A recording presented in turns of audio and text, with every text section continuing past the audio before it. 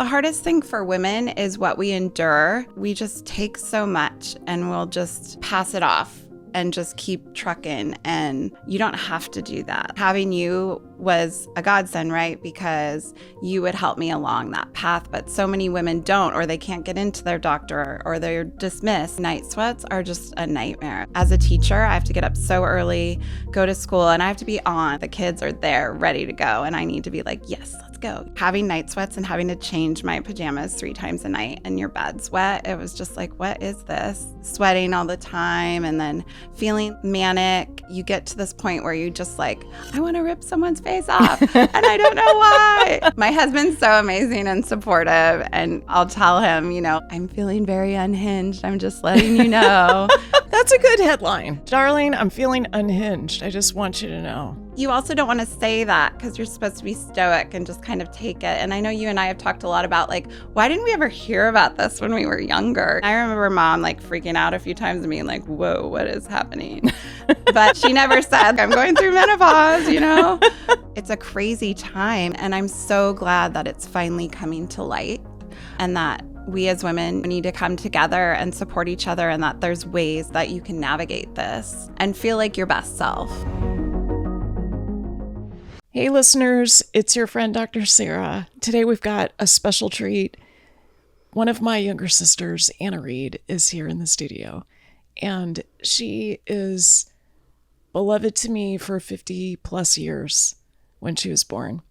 So I feel like this gives us an opportunity to talk about a recent birthday she had from 49 to 50, some of the things she's experiencing, maybe some inside stories about growing up together. Let's hope. She's a 4th grade public school teacher, and I hope you'll share some stories about that, Anna. What we know is that there are certain professions that are associated with more burnout. One of them is teachers, especially grade school teachers, because you give so much. So we'll get into that and some of the strategies that Anna uses to overcome burnout and prevent it. So Anna, thank you so much for coming on the show. Thank you for having me. It's such an honor to see you in your element and be a part of this. I love it. So I want to start first with something you said to me recently, which is you must advocate for your health. Can you tell us about how you came to that realization? Like, why do we need to advocate for our health? And what happens if you don't? Well, I guess for me, I turned 50 last year. And a little more than a year before that, I was starting to kind of have pelvic pain and just feeling really unwell and not happy. And I had a feeling that I was in perimenopause, but I didn't really know what was going on. And I felt like I've had issues in the past and a couple surgeries, and I have endometriosis and fibroids and pretty much anything that can happen I have. So I just felt like something needed to happen, and it was so hard to get into my doctor, who I love. She's amazing.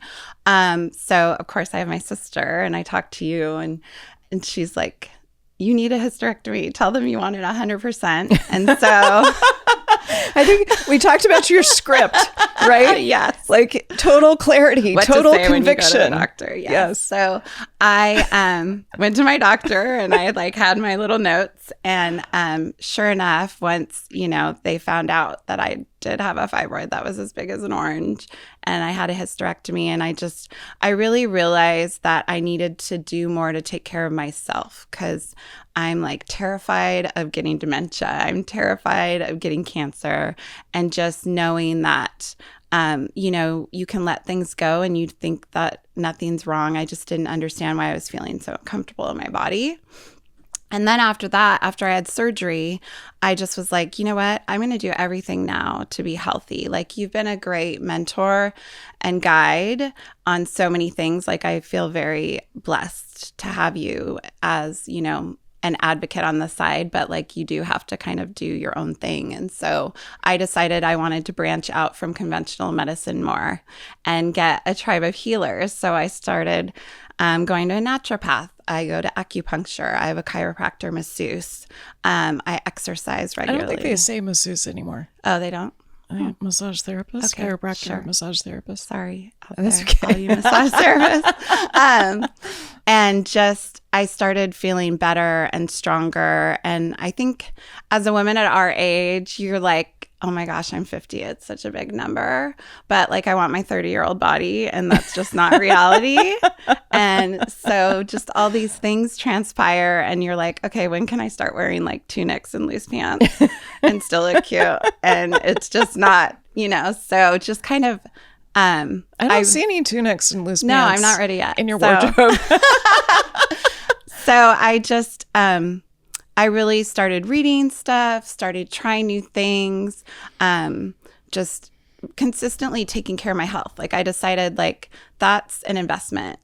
So many people put off going to the doctor or put off having surgeries and things like that. And, I have knee problems. Like you feel like you're falling apart. And I remember asking Dad, I'm like, Dad, you're 82. Like, how do you feel in the morning? Because I'm sore like every morning. He was like, well, let's just say I'm not jumping out of bed. So I just am trying to be like my best self because I've made it halfway through my life and I'm hoping to live another half.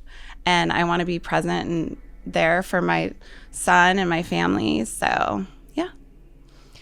I love how you're describing putting a flag in the ground, like right around the time that you had this increased pain. And we decided that you needed a hysterectomy. And I wanted to go back to a couple of the things that you said. First, endometriosis. So endometriosis is incredibly common. 6 to 10% of women in the United States have it. And it's where you've got endometrial cells, not inside the uterus, but outside the uterus, on your bowel, on your ovary, on the backside of your uterus, which can cause terrible, debilitating pain. And part of the problem is that the diagnosis is often delayed because people don't take women's complaints seriously. So can you tell us about when you got diagnosed with endometriosis? Oh, gosh. How old was I? It was so long ago. So I've had 3 surgeries where I've had it removed. My hysterectomy was my latest. And I had a dermoid on my ovary when I was trying to get pregnant. And you're laughing crazy because it like has hair and teeth in it. It's the weirdest thing ever. I swear my body likes to grow things. Thankfully, they've all been benign so far. But and when my surgeon went in there, because it doesn't always show up on ultrasounds, it was all over. And then So you had endometriosis on your bowel, you had it yes. around your uterus, you had it on your ovaries, you had the dermoid with Yes. the hair and the teeth inside I of know. it. She literally took my ovary out and like unwrapped it. I mean, it's insane what surgeons can do. And then when I had my son, I had a very traumatic birth. And I had to have an emergency C-section. And thank goodness my surgeon was on call that night. So she was there. And it was everywhere again. And so I had it. So obviously it just grows back. But now when I look back and rewind the tape, I realize like that was probably all my abdominal and back pain. Because recently last year when I had my hysterectomy, I was having really bad back pain and I kept throwing my back out. I thought it was exercise. I thought it was just, normal. I have to do more core work. Yeah, right? Exactly. And it was growing and attaching from my pelvis to my spine, which is just crazy. And then I immediately felt better afterwards. So that's a critical point because I think what happens for a lot of women is that they have this pain. They take it to their doctor. Often they get dismissed or told, you're just getting older. Of course, you've got back pain. But sometimes there's actually a biological reason for it, as you learned when you had a hysterectomy. Yeah. Now, our mother also has endometriosis in her 40s. She had a hysterectomy and had her ovaries removed. And I've also had a hysterectomy. So hysterectomies, if you've had a hysterectomy, you're in the right place. We're going to be talking a lot about what do you do? How do you cope with the hormonal changes afterwards? Even if your ovaries are left behind, it changes the blood supply to your ovaries and it can make you have hot flashes and night sweats and other symptoms of perimenopause. The list is long. We're going to get to that. And then also, if you're a guy listening to this, I think it's so important to realize that women are not believed in our culture. Their symptoms that they're experiencing are often dismissed, and that needs to stop. That has to stop right now. So why don't we get to perimenopause and some of the delightful experiences that you've had? I mean, I remember you and I talk a lot. We FaceTime a lot. And I remember maybe when you were in your early 40s, late 30s, you were having night sweats like before your period would come. And so I gave you some supplement recommendations. Do you remember that? Yeah. Yeah. I've always had debilitating periods. And so that was another indicator. I mean, I wish, I could tell my 20-year-old self, I would have done things very differently. But yeah, just, oh my gosh, then just how I think the hardest thing for women is what we endure. Like we just take so much and we'll just like pass it off and just keep trucking. And you don't have to do that. Like that's where when I talk about advocating is now that I've gone through what I go through, I tell all my friends, if they have Wednesday, I'm like, you need to go to your doctor. You need to say this. You need to ask for hysterectomy. You might have this because having you was a godsend, right? Because you would help me along that path. But so many women don't, or they can't get into their doctor, or they're dismissed, like you said. And it's just really frustrating because, night sweats are just a nightmare. Like as a teacher, I have to get up so early, go to school, and I have to be on. Like I don't get to go sit at a cubicle and sip my drink and get into my day and check email. Like the kids are there ready to go and I need to be like, yes, let's go. And they're fourth graders. Yes. They're not easy. No, they have a lot of energy. So like having night sweats and having to change my pajamas 3 times a night and your bed's wet, it was just like, what is this? And just sweating all the time and then feeling like manic and you get to this point where you just like, I want to rip someone's face off and I don't know why. And my husband's so amazing and supportive. And, I'll tell him, like, I'm feeling very unhinged. I'm just letting you know because it's horrible. Like, we're supposed. That's a good headline. Darling, I'm feeling unhinged. I just want you to know. Yeah. Right. But it's also like a public service announcement. You also don't want to say that because you're supposed to be stoic and just kind of take it. And I know you and I have talked a lot about like, why didn't we ever hear about this when we were younger? You know, I remember mom like freaking out a few times and being like, whoa, what is happening? But like, she never said like, I'm going through menopause, And so it's a crazy time. And then having, you feel achy or you have a headache or you feel swollen and the bloating and it's never ending. And I'm so glad that it's finally coming to light and that we as women, need to come together and support each other and that there's ways that you can navigate this and feel like your best self. Because I think as you get older, I feel so wise now and I feel so confident with who I am, which I love. But like my body is like, you feel like it's turning against you. Yes. And it's really hard because, you're like, that's not fair. I do all these things. But then also you kind of have to have that acceptance. Like this is aging, it's just so different now. Yeah, it's a balance, isn't it? Between facing the lifestyle changes that need to happen in your 30s and your 40s and your 50s and your 20s too. Like I appreciate the call out to your 20-something self that, you want to advocate for yourself starting early. Yeah. And then this idea that your body is changing and maybe betraying you in some ways, like that's a really important, I think of it as an initiation. Like all these symptoms are getting you to dig deep and to really get clear about what matters to you, whether you're getting your needs met. Like, are you in the right relationship? Are you doing the right exercise? Are you feeding yourself in a nourishing way? Like a lot of that needs to change. Right. So you also talked about fibroids. Yes.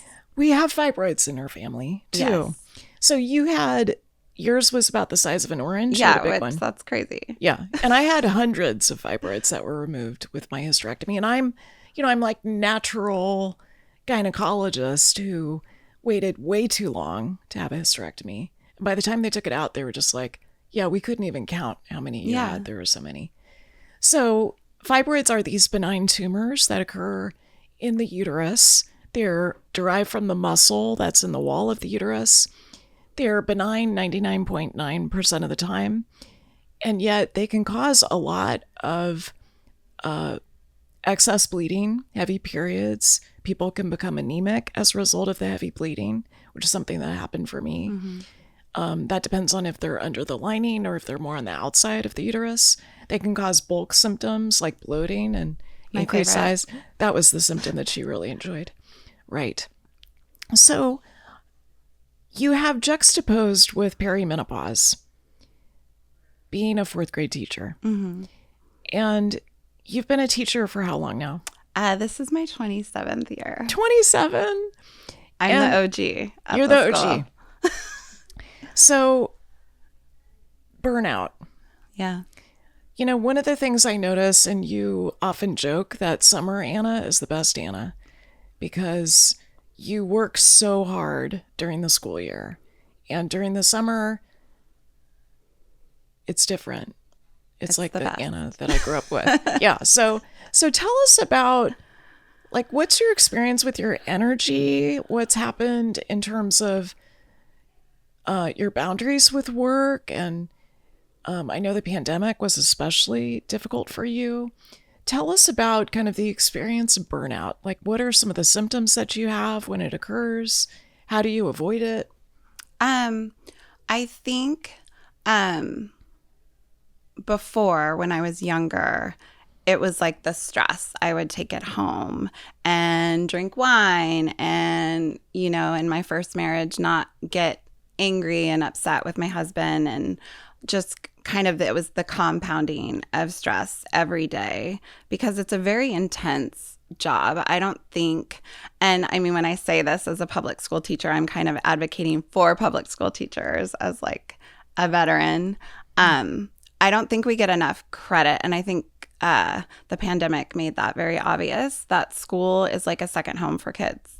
And we have in public school, you know, your clients show up and you don't have control of what's going on in their households. You don't have control of where they come from. You don't have control of their status or things like that. And so you have to kind of create this little family, and you spend so much time together. So you really invest. I mean, I go home at night and think about my kids, but I have my own son to take care of my own family.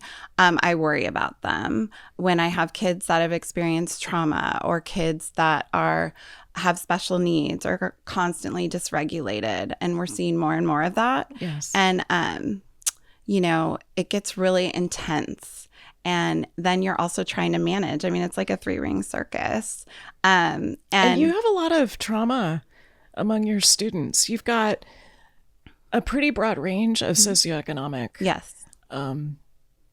experiences. Yes. And so, yeah, I mean, you've told me some amazing stories, and I know you don't want to share identifying data, but can you just give us a sense of what you have in your classroom? Like, how many students? And well, this year I have 30 students, and it's way too many. It's a lot. I worry, like, did I talk with everybody? Did I connect with everybody? We sit down every morning and kind of have a circle and talk about, you know, social emotional stuff and things going on in the classroom. But, you know, I have kids that will curse sometimes, or, you know, elope, which is not running off and getting married in the school world. It's they leave and you have to chase them down. And, you know, you have these kids and you get to know them as a person, but then you have, you know, I have a very diverse class this year, which I love. I love that. Different languages.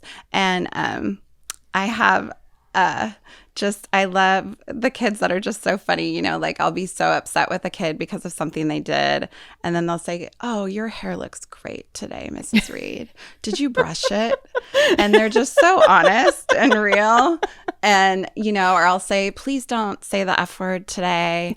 And he'll say, "Well, I already said, God damn it. Does that count?" You know, and it's different. Like people don't, this is society. This is real. And I always say that schools are a temperature of society. And I feel like I think the stress for me is because I'm grinding and I'm not grinding for money. You know, teachers don't get paid for what we work. It's the reality. But I grind for the common good because for me, what I love about my job is I don't think about it a lot because I'm just in it. But I make a difference. So like yesterday, coming here, my cab driver was the father of a former student. And it just blew my mind, like, you know, small world. But also he was telling me about his whole family, Vietnamese family, and what all the kids and the cousins are doing now. And so when I hear those successes, it makes the stress worthwhile. But when you're in it, I just realize when I hear my name so many times a day, I'm asked so many questions. I had a friend come into my classroom around Christmas and she's like, "Oh my gosh, this is insane. Like they come up to you every 5 seconds. Like, how do you do this?" But I do it, but I enjoy it. But like last year was very hard. I had a very difficult class behavior wise, and just you have to constantly pivot and change and be on the fly and off the cuff. But then you also have these standards you have to teach. Right. So, you know, it's so hard when they're like, fourth graders are reading worse than ever in the nation. And it's like, well, standardized tests are kind of ridiculous because my kids are awesome and they have made huge gains. And I'm doing the best that I can with what I've got, you know? So I don't know. I think it's been such a quest for me, but I know too that it has caused a lot of stress and I worry, like what you were talking about before, things that I could have done differently when I was younger, but you can't turn back the clock. But I can't imagine myself doing anything else. I guess that's what I say. Last year and the year before were years where I kind of was like, you know, I don't know if I can do this anymore. Yeah. And we had a lot of conversations about that. Yeah. And I just was like, I don't know what else I would do. I mean, I know I'm capable, but I love it. But I'm also, when it'll be time to be done, I will be done and I will be happy to retire and move on. Well, you provide such an important service. Yeah. And I'm so grateful to you, how generous you are, how much you adore your students, how invested you are in their learning. And you spoke about dysregulation. Yes. And how you see so much more dysregulation in your students. And I imagine it's more now than it was 27 years ago when you were first starting. And as you described, it's a barometer of the greater society or culture. Right. And I feel like I'm seeing that too as a physician. I'm seeing people who are more dysregulated than ever before. And then I also take care of a lot of perimenopausal and menopausal women who are also dysregulated. Yeah. Because there's so many symptoms that they're coping with. So it sounds like this year has been better. Mm-hmm. What are some of the things that you're doing differently? I mean, I know your students are different and you're not getting hit and kicked quite as much or pushed. But anything else that you've changed this year compared to last year? I definitely have made my home a Zen space. We recently remodeled our house, and that was a really great experience for me because I got to pick everything, and I'm very grateful that I was able to do it financially, but also when I go home, it is calm, and my home is safe. And my relationship with my husband is amazing. Everybody needs a Jimbo. He's the best. And we love Jim. Yes, he's the best. I'm very grateful. And my son, and we just, you know, I let myself rest. That's a big thing. Rest is best. I really have been working on my sleep. I have been wearing an Oura ring, which sometimes causes a little anxiety, but yeah, we have a circle. So yes, as sisters, we've got this. We look at each other's Oura data each day, and I try to win because that's how we act as sisters. We're competitive. Like, I have the best sleep score. Yeah. But some of these things you're mentioning, I think, are so critical because there's a way that women especially are conditioned to give until we drop, to overfunction. Mm-hmm. And so some of these things that you're talking about, like creating safety and that feeling of calm in your home, crossing that threshold and feeling that signal of safety, really focusing on going to bed early enough to get all the sleep that you need to be able to function with your kids during the day, really focusing on rest. Yeah. Those are so important. And they're often things that people are like, yeah, I get it. Mm-hmm. But what I find is that it's common knowledge. It's not common practice. Exactly. Yes. And I'm definitely like, I allow myself to say no. If something isn't going to serve me or I don't feel, I kind of go with my first thought. Like if I'm invited somewhere or there's something, I used to try to do everything. And I realize now that it wears me out. And it's not that I don't want to do the things or see the people. It's just, I know that I need to reboot. Yes. And that's why when you say Summer Anna is the best Annas, I have time to do all of those things because I don't have work, and I'm very fortunate to have that. But I definitely say no, or I don't do it, or I'm definitely doing things thanks to my naturopath. Like that's the beauty of having a different conversation with a different practitioner, is the little ideas of things to do. So like recently, when the new year hit, I stopped drinking coffee because I was definitely over caffeinated in December when school is bananas. And I've noticed a positive change. Like I realized I just needed something warm in the morning to kind of comfort me and kind of start my day. And so I switched to matcha. So I'm not like off caffeine 100%, but I think it's helped my gut too because I was having some gut issues. And just little tweaks, I exercise regularly, and I incorporate different things. Like I don't know why it took 50 years after listening to you and watching you, and you were literally a yoga instructor, and I never did yoga. And now I'm like, why did I wait I so wonder, long? Is that oppositional behavior maybe? Could be, middle child syndrome. I don't know. But that's been amazing, incorporating that. It's very relaxing, and has helped with my muscles and stretching and just the changes in my body. It's helped a lot. Yeah, call out to Ross Rayburn because we love his yoga Oh my gosh, classes, yes, I love Ross. right? We my all husband love Ross does too. So I wanna switch gears and talk about your tribe. Okay. So one of the things that you often talk about is how we all need a tribe. And we can't be doing these things like aging and turning 50 and going through perimenopause and menopause. We can't do it in an isolated way. No. So we need our tribe. What do you mean? So your tribe is your vibe, right? So I have different, I was very social as a child, and I still am as an adult. And so I am on a thread with sorority sisters from college. I went to University of Oregon, go Ducks. And do you want to say your sorority just to Kappa Kappa Gamma. Call out our sorority sisters here? It was honestly the best experience because these women are just remarkable. Yeah. They're all so accomplished, so successful, just a bunch of badasses. And we are on this giant text thread that kind of started during the pandemic. And we would talk about everything, politics, government, masks, kids, our health.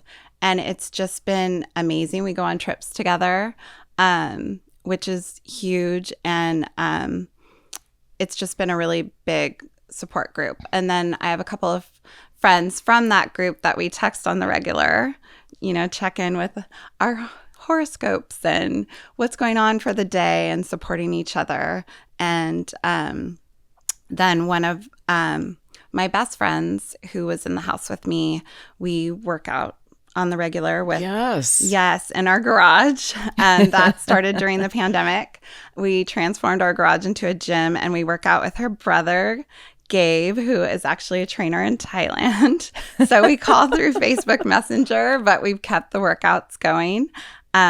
It's so funny because my friend will say, I'm the member of the nicest gym in Portland, but I work out in your garage. And they're HIIT workouts, heavy weights, ladies. You've got to lift heavy weights and strength training. And it's so hard, but I feel stronger than ever. I also have my squad at work. I have a girl squad with some teachers that I've taught with. And we send each other teacher memes on Instagram. And you sent some of those to me. Yes, which I really appreciate. Yes, I do. And we're going to go away together to the beach. Like, just, we check in with each other every day. We try to eat lunch every day and kind of exit from, our classrooms and just be friends. And so you're talking about something that is so important. And I think a lot of people know this, especially women, but I think of it as girlfriend medicine. Yes. And what we know is that, there's this meme that went around maybe 10, 20 years ago about a Stanford psychiatrist who said, if you're a man and you want to live as long as possible, be with a woman. Mm-hmm. If you're a woman and you want to live as long as possible, be with your girlfriends. Yes. Like it activates oxytocin, the hormone of love and bonding. It reduces stress. And when we think of the stress response, the classic fight or flight, sympathetic activation of the nervous system, what we know is that women don't really do fight or flight. I mean, we do a little bit, but what's much more effective for us is to tend and befriend, to activate the oxytocin, which is what I'm hearing in all of these tribes that you're describing. Yes. And then we also have our sister tribe. Yes. Which is so critical. I was going to mention that. My sisters. Yes. And my high school friends too. I went on we all turned 50 and we went on a 50th trip, and it was just amazing to just see, they're people, I don't get to see them very often, but growing up in Alaska, that's a whole vibe itself. And so I'm just really grateful to have all these amazing women. And then it also helps you to look at yourself when you look at who you surround yourself with. Yes. Do they lift you up? Do they make you feel good? And also I've learned through counseling and working on myself that when you are going through stuff, that you need to connect with others and you need to give it away. And that can just be sending a text or telling someone, or my ass is falling off. I need help. And pick up the phone, even though it might weigh 500 pounds. But that is just, I've really kind of changed the way I look at, every day is a gift. And so I want to experience that and be happy. This is part of your evolution that really inspires me, and I want to get a little bit deeper into it. And maybe as we find our way there, could you share any stories of us growing up? Maybe things that people don't hear about? Do you want honest? Yes, I want honest. Go ahead. Okay. Here's some things. Well, first, and you remember things that I don't remember. So okay, so you were always doing cartwheels and the splits. And once you did a cartwheel and knocked a pie out of Grandma's hands. Yeah, a chocolate pie. Or was it banana cream? Maybe the chocolate. But too. It went on the floor, so that I think it was Uncle Chuck's birthday. Really? And it was his banana cream pie. And I remember just. You can knit and sew, and you're so creative. And you're 7 years older than I am. So I always just kind of wanted to be around you. And so this probably isn't, but you would make me kiss your feet if I wanted to go to the mall with you or something like that. Which was okay. A little crazy. or go get me a tab. But I knew how smart you were, because you're brilliant. And being the middle child, I mean, I do believe so much in birth order and all of that. So I'm kind of the middle, right? The monkey in the middle. And I remember like you'd go when you were at UW and you'd come home and I'd be like, I hope she leaves some clothes in her closet. Or you were kind of just this amazing presence. And I just always wanted your affection and attention. And you've accomplished so much. And just, I think, I remember two things, like you made all those dresses in high school and you were in the junior miss pageant and just like, oh my gosh, my sister's so beautiful and amazing, and like falling in love with your boyfriends, and then you'd break up and I'm like, oh no, he's not coming around anymore. Which ones do you miss? Oh gosh. Well, there was, let's see. Well, I remember like, can I say their name? Sure.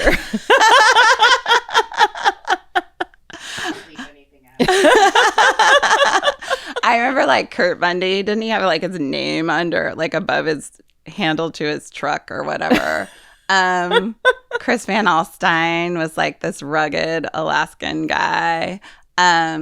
Kevin something I remember came, and I think I was in high school or middle school, and he came water skiing with us, and he was really handsome, and I thought that was so cool. Darren was like your sweet boyfriend in high school who loved you so much. Gosh. Yeah. This is good. I know. This is good. I mean, I've always looked up to you. And, I think I get to be your sister, and I get to have an intimate relationship with you. And so, you're a doctor, yes. You're a writer, yes. And I'm so proud of all of that. It's amazing. But I feel really lucky that I know you and that I've known you, and that, along with our sister Justina, like, I think as you get older, you realize the power of your family, especially a sisterhood, and just how lucky we are. I loved when we went to Hawaii last summer for my 50th birthday. Yes. It was so beautiful. Like, it's just, I think we take for granted all the great things we have in our life. People are so hyper-focused on the news and all the horrible things that are happening. But I know at my core that I have the two of you. And I know we talk about a lot because our parents are getting older. Like we're all we've got, right? Yes. And I just know that we'll have each other for so long.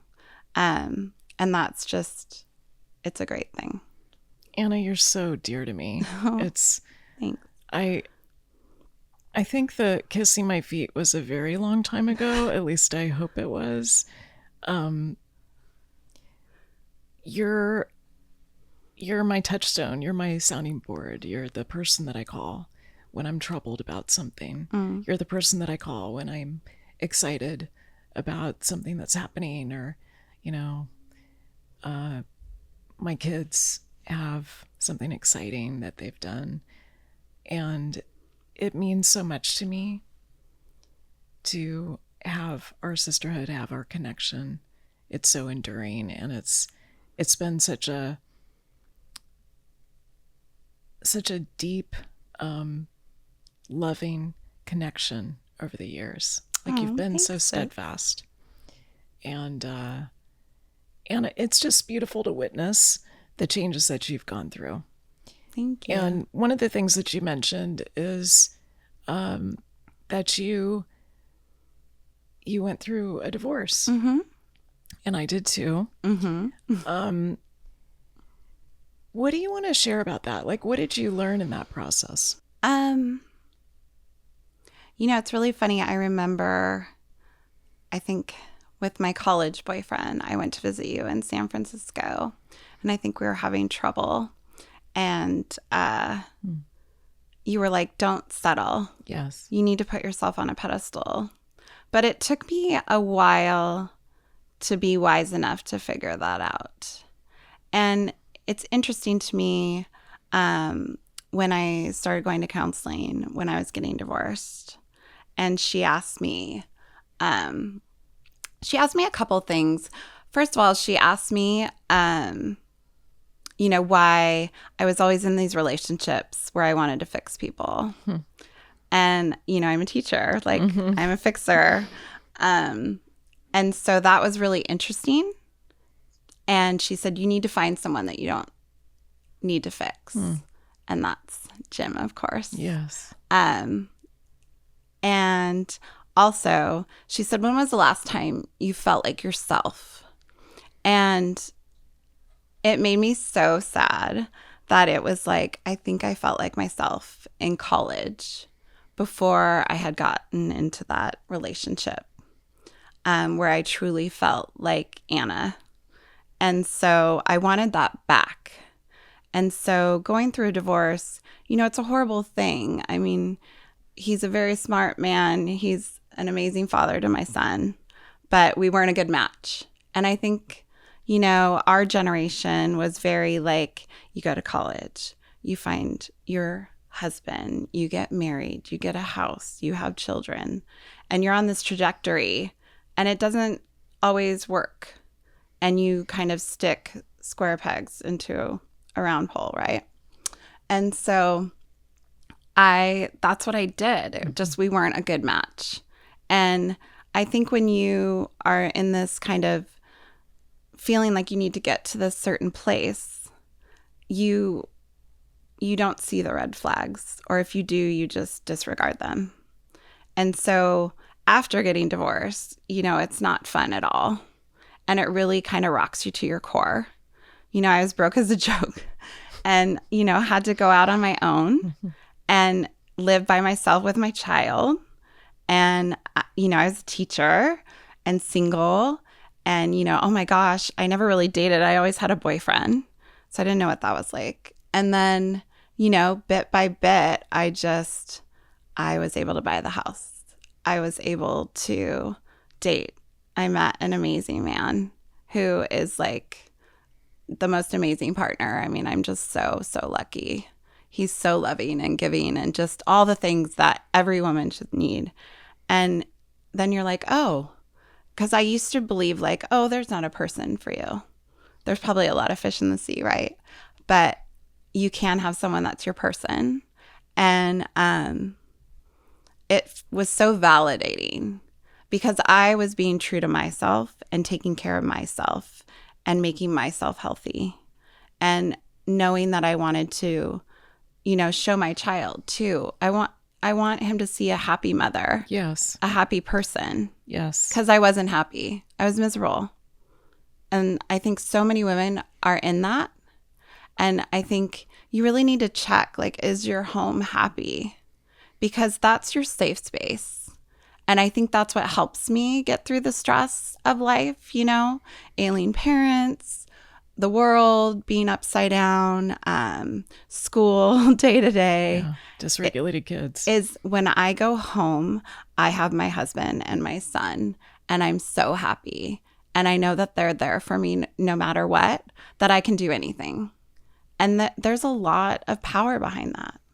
So it's been profound to witness you going through this process.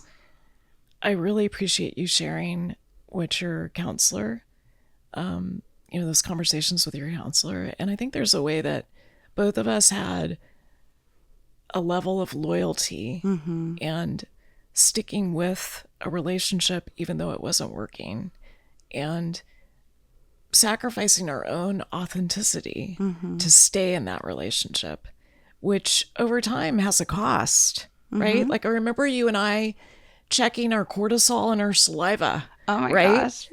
In our previous marriages, and we're like, oh, it's terrible. Did it like explode? All red. Our hormones were a hot mess. I was a hot mess. I was self-medicating. It was awful. It was awful. So as we start to wrap up, I would love to leave our listeners with maybe one or two things that you've really found to be the most helpful, especially, we've got listeners that are all different ages, from teenagers up to the hundreds, I hope. And I'm curious, what are the things that were, maybe the small hinges that swung big doors for you, like really created transformation? So things that you would recommend. Definitely going to counseling. I don't think there should be any stigma in it at all. Having someone outside of your world that you let in who doesn't know who you are. I mean, I remember when I was like, I have to break up with you because you're so expensive, but I love you and I know nothing about you. Because if you can find a good practitioner, it's amazing because they help you see yourself. I stopped drinking when I was 41, and that has been life-changing. Tell us about that, so please. many ways. Just having clarity all the time, realizing to me, it's awful for us. It's horrible. It is. Especially women. There's Sleep no disruption. health benefits. No. There's none. Being a hot mess, being hungover, being sad, just anxious, just all the things. And, the reality is it's kind of like poison, right? Like we stick things in alcohol to preserve them. Like you don't want that in your body. It shrinks your brain. Yes. It causes anxiety the next day. A lot of people then treat the anxiety the next day as they're withdrawing from alcohol. And I love being able to remember parties and events and, because I was quite the partier in high school and college and beyond. And so that was a huge shift for me. And also moving. You got to move your ass. You got to get strong. Exercise and strength for women. Because you have to be able to lift yourself up, literally. And you're one of the strongest women I know. Oh, really? You did this plank challenge last Planksgiving. November. Don't recommend it. Planksgiving. 7 minutes. It was she insane. Did a 7-minute plank. My husband and I were like, why are we doing this? We don't even get anything at the end. Yeah. But I love feeling strong. And that's helping me accept the changes in my body. Like all the, this is 50 bitches, like loose skin and bloating. And, you don't want to put a bathing suit on at all. And you've got wrinkles and your hair's thinning and you're just like, WTF, right? And so feeling strong for me, I know that's going to take me into the next level as I age.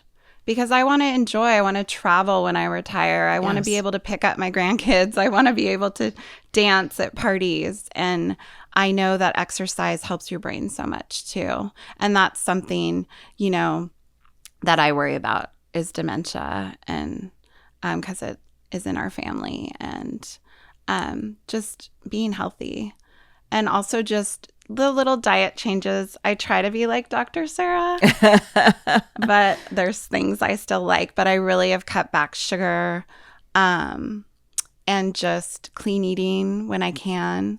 I've learned so much from you. Thank you so much. Because, not everyone has someone in their ear telling them what they should do. I've done your protocols and they work. It's amazing. And just, you're so inspiring. And I just love being able to check in, like, what do you think about this? What do you think about this? Because that's what's so hard is we're so inundated with so many things. And then, you're talking around your phone and then all of a sudden it's mushroom coffee everywhere. And you're just like, what is that? And so it's so nice to have you as that sounding board and check in, but also doing research and just doing things that feel good. And being with friends. I mean, last weekend, I went with some girlfriends to puppies and Pilates. Right. I love the photos. Oh, my gosh. My friend's a Pilates instructor, Michelle. She's amazing. And, I mean, you would think so silly. Like, we're in this barn. It's freezing in Oregon right now. We're all bundled up, but 20 golden retriever puppies coming out while you're planking. And it was joy infusion. Oh, it was during the class? Yes. The puppies are climbing all over you? Like planking with the puppy. I was holding a puppy on my chest. It was sleeping. Puppy was nibbling on my... But like things like that to, infuse yourself with joy. And just, I choose joy. I choose happiness. And, there's a lot of unhappiness right now, and just, taking care of each other. And that's why I think I work so hard at school, is just, being human. Like, we get to be here. Like, it's a gift, and everybody belongs here. That's what I tell my kids. You all have a place. Like, we were all plopped into this universe together. And so you want to be your best self. You want to show up. You want to be who you're supposed to be. And you can do anything. You just have to put your mind to it. And so I just try to choose joy, I guess. So good. So I want to recap your top tips. Okay. So number 1, be your own best health advocate. Yes. Number 2, find your tribe. Yes. And your tribe changes over time. And you can have a big one, and you can have lots of little groups, and it all works out. That's right. Number 3, counseling. Yes. Talk therapy. Yes. I would maybe add somatic therapy to that. Number 4, give up alcohol. Mm-hmm. There's no health benefits. Number 5, exercise. Hashtag Planksgiving. Planks were sort of a through line for our conversation today, which I really appreciate. So any final thoughts before we wrap today? Gosh, this is so funny. This has been such a great experience. It's so amazing to see you in action. When you're related to someone like Dr. Sara, it's just, I don't get to see your everyday because we don't live in the same state. And just how you are empowering and helping women is just, I just love when people will text me, oh my gosh, I saw your sister. Or, oh, her book totally worked for me. Or I'm going to try her protocol. Or when I share copies with people, it's just, I love that you are putting a voice out there for all of us, because, there's so many things that I feel like we don't know yet, and that you are at the forefront. You're such a researcher. If you could see my sister's office when she's in the mode, it's just amazing. I can call you with any question, and if you don't know, you'll find out. And it's just, it's mind-blowing, really. It really is. You're really amazing. Thank you so much, and Anna. I feel honored that you wanted to have me share with you.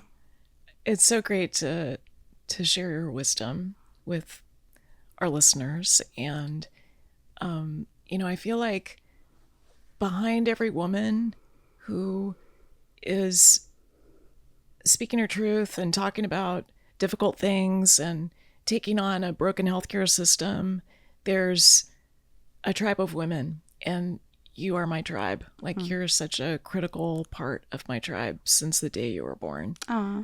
And I'm just so grateful to be your sister. Thank you so much for being with us today. I love you so much. Thank you. I love you too.